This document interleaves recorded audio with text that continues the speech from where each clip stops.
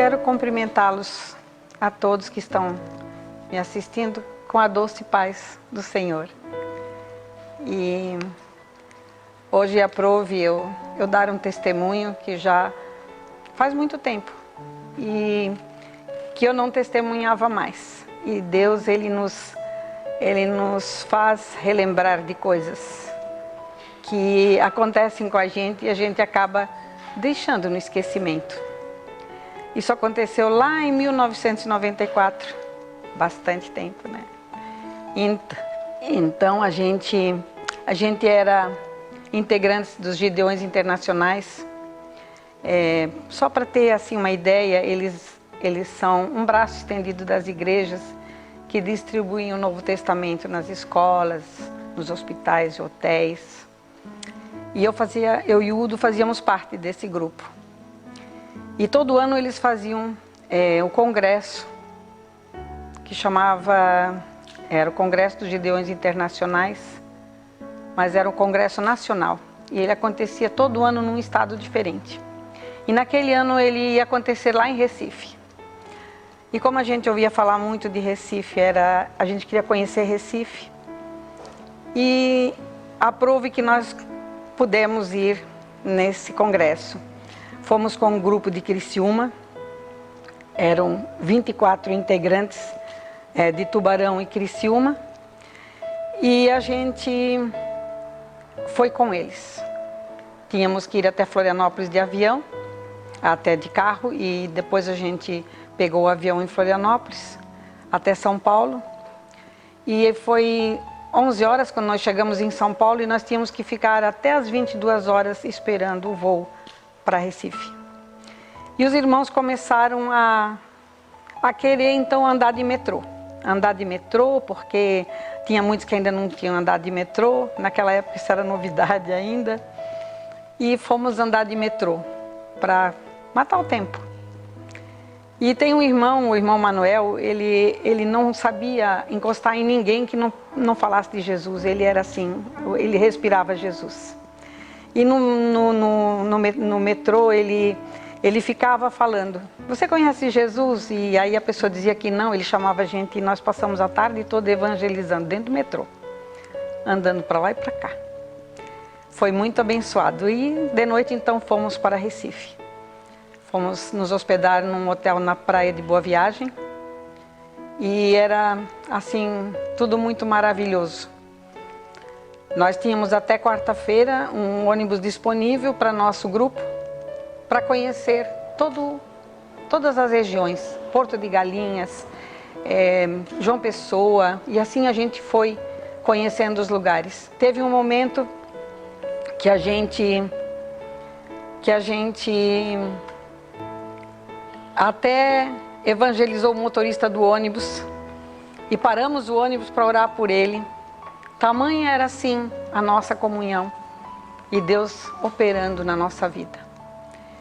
E aí vocês vão dizer, tá, mas se era tão bacana, né? Qual é o teu testemunho, né? Então é ali que eu quero chegar. Teve o congresso que foi de quarta-feira até no sábado. Era assim um mover de Deus direto também.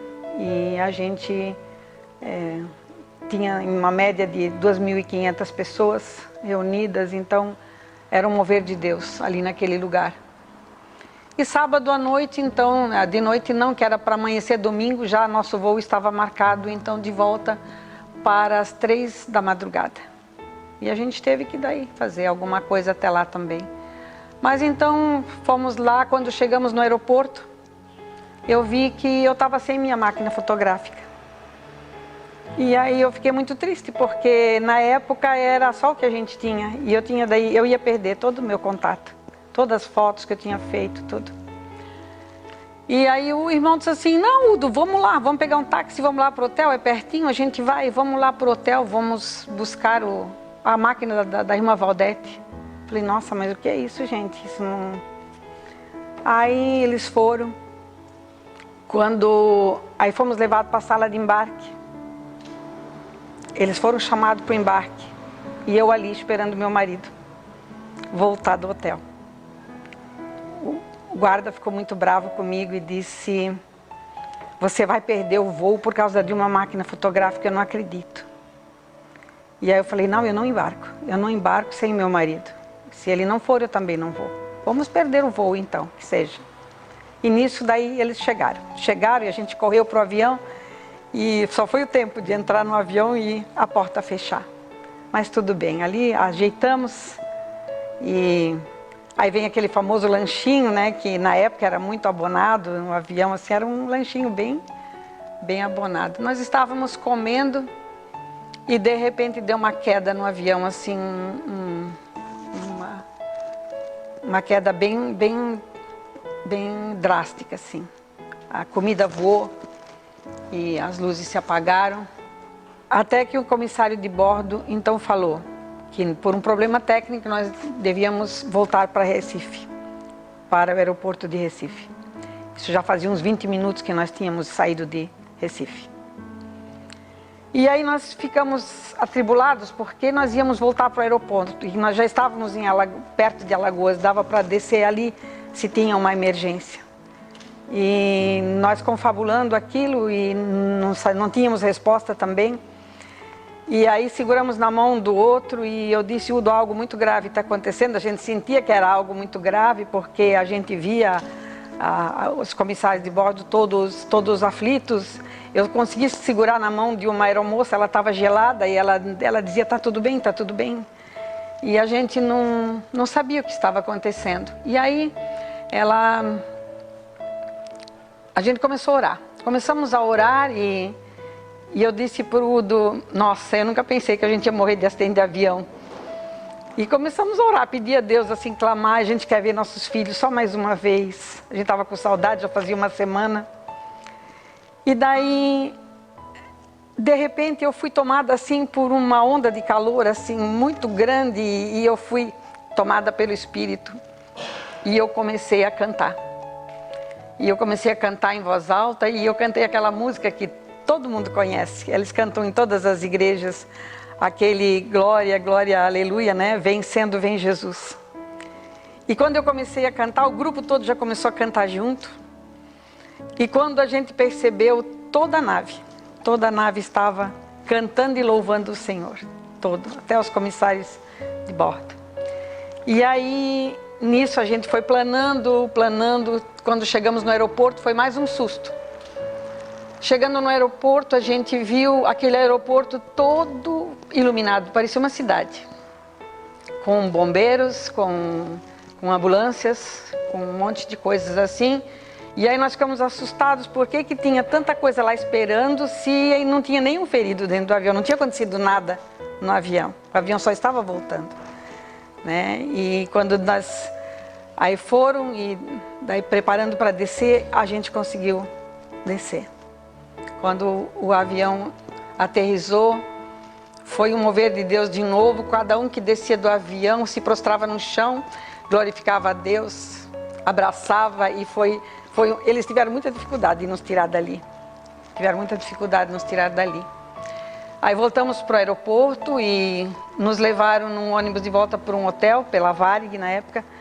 E a gente foi hospedado lá naquele hotel.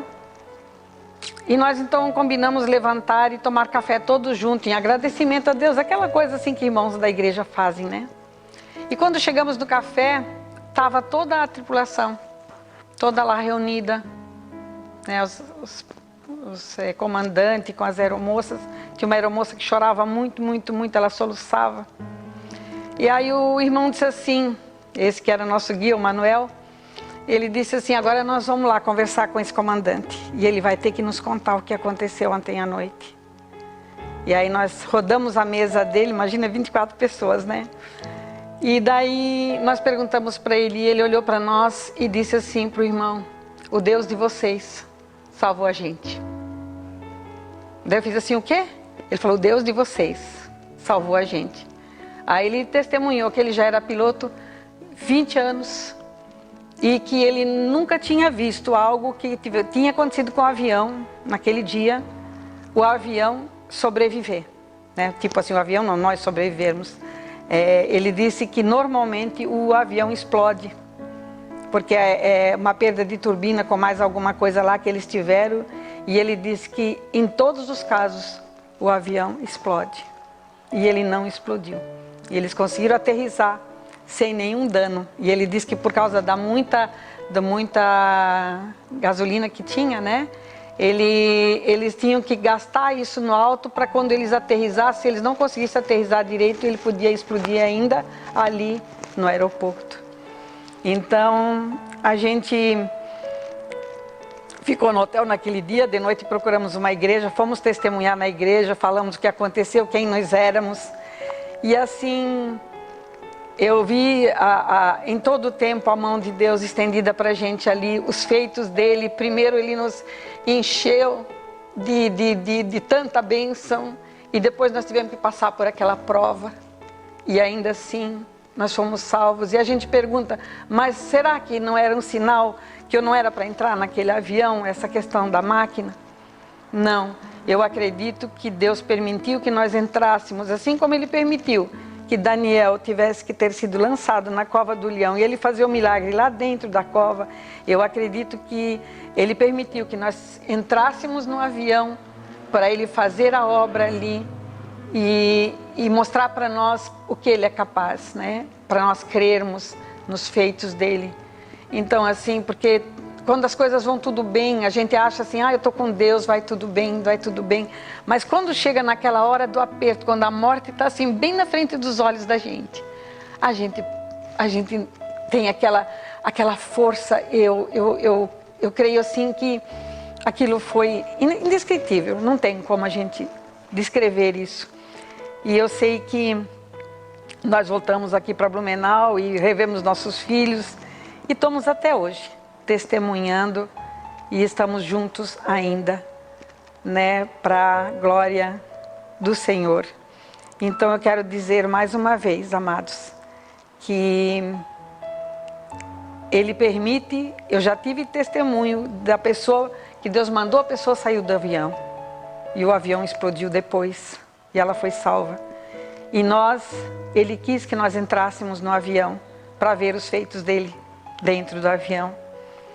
Então cada um tem o seu jeito, cada um tem a sua mensagem, né? E a minha mensagem hoje é essa, né? Que muitas vezes temos que entrar na cova, temos que passar pela cova. Essa mensagem de Daniel está lá no livro de Daniel, no capítulo 6. Eu não trouxe um versículo exclusivo porque eu gostaria que vocês lessem o capítulo 6 de Daniel, onde ele é lançado na cova dos leões, que ninguém nunca saiu ileso lá de dentro, e Daniel saiu de lá intacto. Essa é a minha mensagem, amados. Obrigada. Deus abençoe.